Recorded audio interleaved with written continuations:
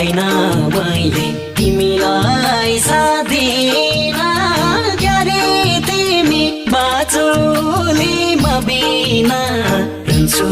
जहिले पनि तिम्रै बाटो हेरेर रुन्छु जहिले पनि अझसम्म पर्खिँदैनौ अब त भेटै हुन्न कहिले पनि तिमीलाई साथ दिन क्यारे तिमी बाँचौली म बिना रुन्छु जहिले पनि तिम्रै बाटो हेरेर रुन्छु जहिले पनि अझसम्म पर्खिँदा